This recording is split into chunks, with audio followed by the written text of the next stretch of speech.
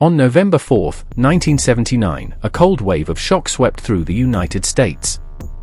Across TV screens, Americans watched in disbelief as hundreds of angry Iranian students stormed the U.S. Embassy in Tehran, seizing dozens of diplomats and staff.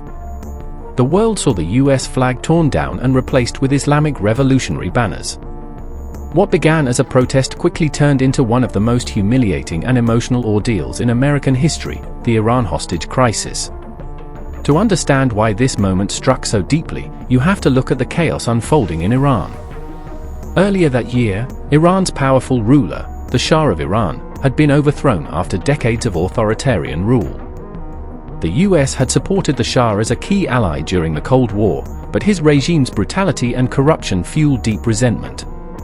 When the revolution erupted, led by Ayatollah Khomeini, it wasn't just a political change, it was a complete rejection of Western influence. America, once Iran's friend, was now its symbol of oppression. When the US allowed the exiled Shah to enter America for medical treatment, Iranian revolutionaries saw it as proof that Washington planned to restore him to power. In fury, students stormed the embassy, taking 52 Americans hostage. They were blindfolded, paraded on television, and held under harsh conditions for 444 days. For the American public, it was agony. Every night, news anchors opened with Day 56, Day 200, Day 400, a grim reminder that fellow citizens were trapped in a hostile land. Families wept, rallies were held, yellow ribbons hung across towns as symbols of hope. It was personal, the nation felt collectively imprisoned. President Jimmy Carter faced impossible pressure. He tried diplomacy first, refusing to endanger the hostages' lives. But as months dragged on, patience ran thin. In April 1980, Carter authorized a daring rescue attempt, Operation Eagle Claw. It ended in disaster. A sandstorm crippled helicopters in the Iranian desert, and a collision killed 8 American servicemen. For many watching at home, the heartbreak was unbearable. The images of burnt wreckage in the desert felt like salt in an open wound. Politically, the crisis destroyed Carter's presidency. But emotionally, it united the country in a rare moment of shared empathy.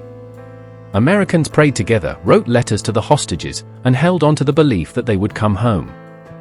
When they finally did, on January 20, 1981, the same day Ronald Reagan took office, there was an eruption of relief and tears across the nation. The hostages' plane took off from Tehran just minutes after Reagan's inauguration. The Iran hostage crisis left deep scars. It shattered America's confidence, ended an era of innocence in foreign policy, and marked the beginning of decades of mistrust between Washington and Tehran. But it also revealed something profound. Even in humiliation and fear, the American people refused to forget their own.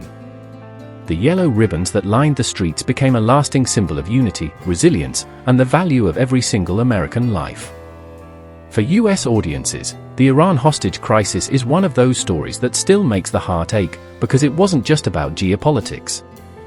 It was about human endurance, national pride, and the haunting pain of waiting for your loved ones to come home.